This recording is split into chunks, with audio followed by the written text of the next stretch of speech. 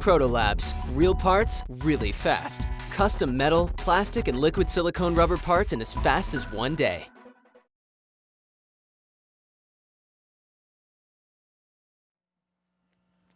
My name's Colin Mcswiggen. Among other things, I write about design and about cultural artifacts. So when I was asked to give a talk on the subject of design's relationship to culture, that seemed natural enough. The trouble is that if someone asks you to talk about design, it's very rarely clear what they really mean. Some people use the word design as a general drop-in term for technology quite broadly, or they say design when what they actually mean is architecture or graphic design or the outputs of some specialized subfield, or they just use the word design to refer to the entire increasingly wide range of activities that people who call themselves designers are engaged in.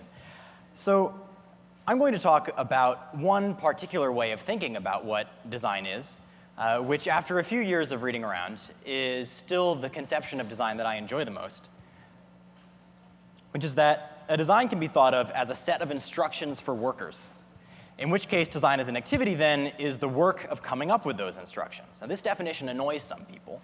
Either they think that it trivializes their work or underrepresents it, or they may think that it's inaccurate if they're, say, a graphic designer or a designer maker who's building custom furniture, where they do actually make their own finished products. But what I like about this definition is that it highlights an important fact about how almost everything is made in modern society, which is that there is a communicable plan, what I'm calling the set of instructions, that is separate from the actual act of making. Even if you're making a website or if you're making your own furniture, there are typically still these two phases, and generally, in most cases, the person who decides how something should be built is not the person who actually builds it. The political economist Harry Braverman called this the separation of conception and execution, and it's actually historically a relatively new idea. Our society has only divided labor in this way for a few hundred years. And with that in mind, I would argue that the history of design is the history of work, and that the very notion of design, the fact that it's a word in our language, that design, that to be a designer is a profession in our society, that design as such is even a concept in our culture, is a statement about how we work. And furthermore, I think that design field's biggest impacts on all of our day-to-day lives have been in the ways that they've transformed how we work, whether that's domestic work, work for ourselves, or the way that we earn a living. So for the rest of this talk, I'm going to talk about a few historical examples that I think illustrate these points, and then I want to turn to the question that they beg, which is, what power and what responsibilities do we have towards the livelihoods of the people who make and use what we design? There's a lot of talk about responsible design these days, but this is one important aspect of responsibility that I think is all too often neglected. Since our job as designers is often to dictate, to a greater or lesser extent, what other workers will do, our work has a big impact on the working conditions of others. It can make them better or worse, and it can even create or destroy those people's jobs. And we can see this very clearly in the story of the first industrial designers in history and where the field came from. This is a Wedgwood china plate. This particular one is a plate in the Florentine style. It was made in 1956, but by that point, Wedgwood had already been making plates similar to these for about 200 years. Josiah Wedgwood, who founded the Wedgwood Pottery Company, is widely credited as being the first person to ever hire an industrial designer, though he owes a lot of that fame to the historian Adrian Forty's wonderful book, Objects of Desire, which everyone in this room should read if you haven't yet. The story goes like this. Starting in the mid-18th century, factory owners like Wedgwood had this new idea that they could increase the efficiency of their operations by selling from catalogs and samples. You didn't have to tie up so much stock on store shelves. You could open up your wares. You could make them accessible to a group of people who couldn't physically come to your store. But this meant that you had to solve an unprecedented problem, which is that your customers now are going to expect your goods to look almost exactly like they looked in a picture in a catalog. And that meant that factory output would have to be made almost perfectly uniform, which no one had ever done before. So up until that point, factory craftsmen had a fair amount of creative license over what it was that they produced. So individual products in the same style could vary quite a bit, because you would have one guy, and it typically was a guy in pottery. In textiles, the artisans usually were women. There was sort of an interesting gender division of labor between industries as well. But you would have one guy whose job it was to throw the pot, make the handle, attach the handle to the pot, do all the decorative work, glaze it, fire it. But that meant that because so much of the decision-making power resided in a single individual, you didn't get products that were very uniform. So that freedom now had to be taken away. And these complex, varied jobs that were originally performed by a single craftsman were chunked down into simpler, more easily standardized and more repetitive units. So you would have a single person whose job it was to throw the pot, another person whose job it was to do the kind of like decorative carving, another person make the handle, attach it, another person who fires it, glazes it, etc. So each of these subtasks is assigned to a different artisan, and the goal is to eliminate any creative decision-making power on the part of the people who actually make the wares. This is the Wedgwood factory in Etruria, where all of this went down. It has its famous bell kilns. Wedgwood himself boasted that he would make such machines of his men as cannot err. But having stripped the men's work down to the most inane, repetitive tasks possible, Wedgwood needed to pay someone else to do the creative work of preparing the original models that the rest of the artisans would then bore themselves stiff trying to replicate, because that wasn't in anyone's job description anymore. But who would be good for that job? Well, if you think about what a person who's going to do this job needs to be able to do, there are a few properties that they have to have that come to mind. One is that they need to be good with their hands. They do need to actually know how these things are made and be able to make them, and to understand the processes that go into making pottery. But they also need to be conversant in the tastes of the upper class, because most of Wedgwood's customer base were aristocrats and bourgeois families, because like who buys fine china dishware? And they also still need to be broke enough to need employment. They can't be independently wealthy, but they have to know what really rich people are into. Obviously, what Wedgwood needed was a fine artist. So he hired someone from an art academy instead of a potter to design his pottery, and the field of industrial design was born. And as manufacturing shifted away from handicrafts and became increasingly mechanized, design as a distinct form of labor, and designs themselves as a form of intellectual property, became more and more important to sustaining economic production generally, as well as sustaining relations of production between classes. By the way, Wedgwood came into hard times during the financial crisis, and in 2009, they were acquired by the private equity company KPS Capital Partners, based here in New York, who immediately cut 1,500 of their 2,300 jobs. But even as the emergence of industrial design transformed the nature of industrial work, architects began designing factories and offices with worker productivity and efficiency in mind, with mixed outcomes for the workers themselves and their communities. The workplace has a fascinating history. I can only tell a few anecdotes, but if anyone's interested in this, I really encourage you to read, one of my editors, Nikhil Saval, has a new book out called Cubed. It just came out in April, which I definitely recommend. This is a Google Earth satellite photo of the Googleplex in Mountain View. The Googleplex has a legendary status among office complexes because of its amenities. It has a hair salon, buffet meals, a big spiral playground slide in one of the lobbies, even a couple of oddly shaped outdoor swimming pools. But as fun as it sounds, Google has a reputation for expecting long hours from employees, and along with other tech companies, they've come under fire for basically encouraging its workforce to live inside these hermetic artificial communities that effectively disengage them from the increasingly fragmented neighborhoods where they actually live. And what's funny about this being such a conversation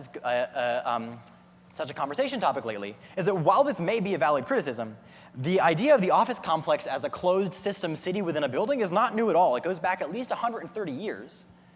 This is an illustration of the Pullman Building. It was built in Chicago for the Pullman Railcar Company between 1883 and 1884.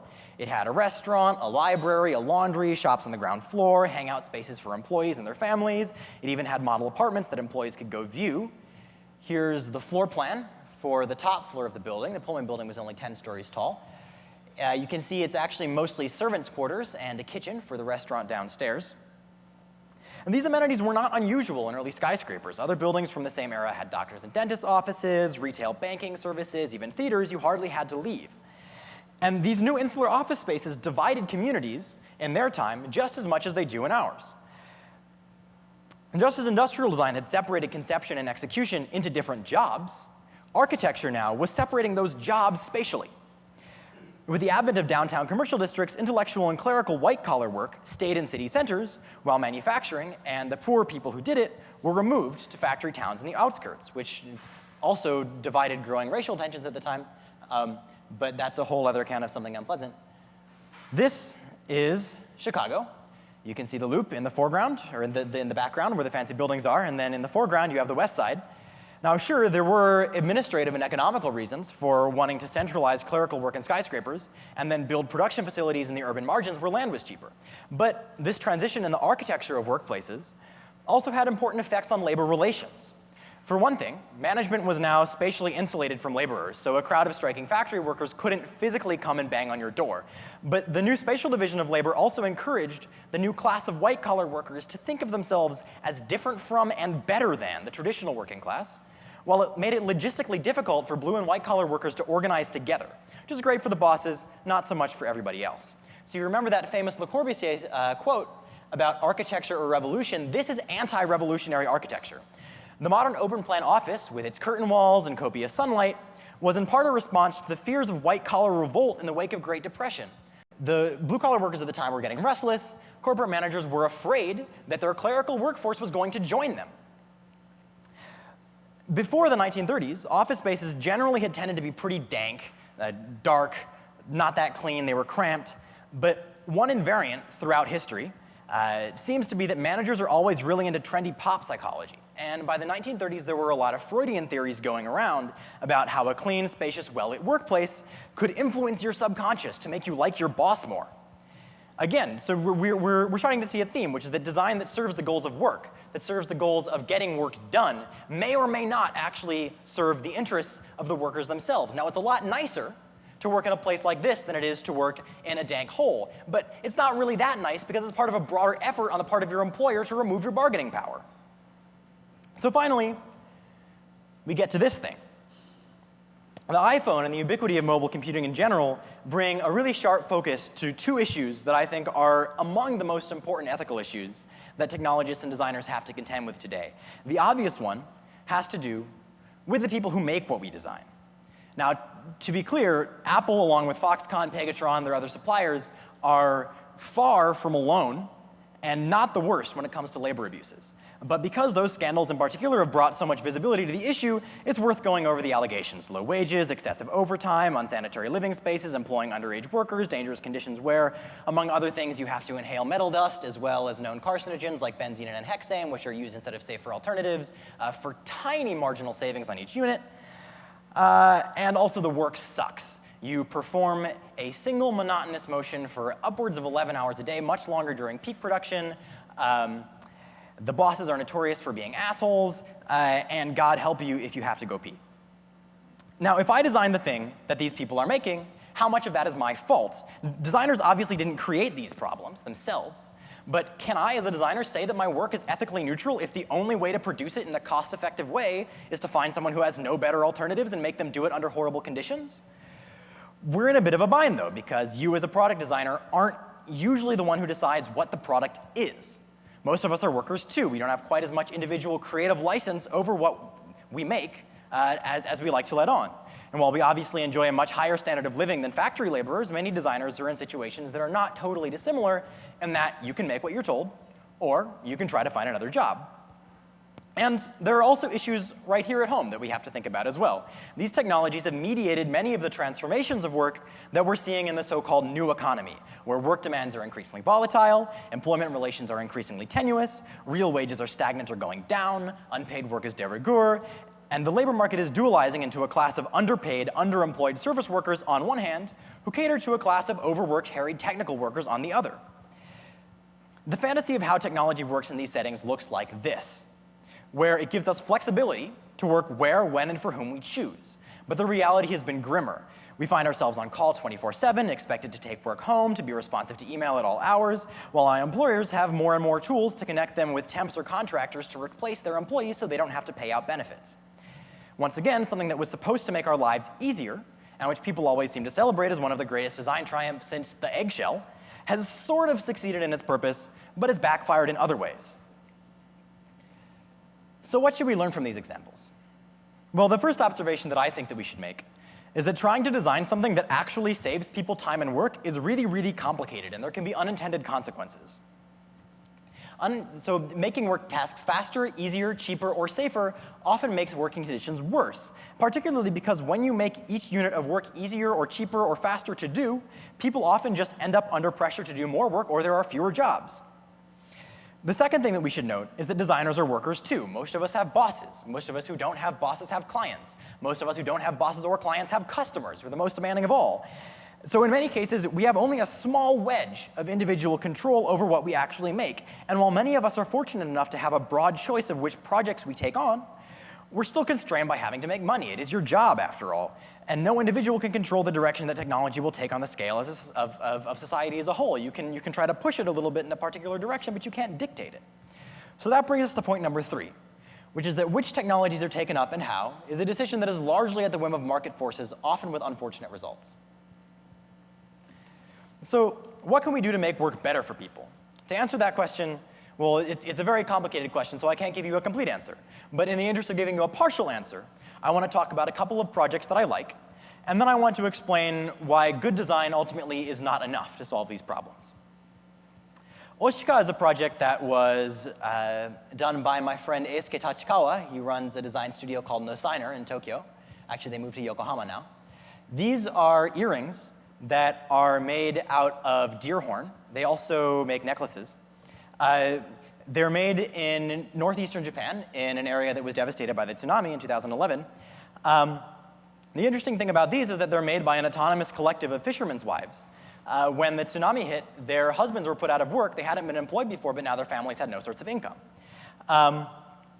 So Eisuke designed these, and through working with them, helped them to set up a group of people through contacts that they already had to produce these things where they live. And the materials for these are super easy to find. You can just walk around in the forest and pick up these deer horns off the ground. And then you can make them into one of these pieces of jewelry. I've sat down with these women and made them. It takes about 10 minutes to make one set. But then they are able to sell them in high-end department stores in Tokyo for about 2,000 yen, which at the time was around $20 a set. And now they actually have a reliable source of income. These things are consistently sold out.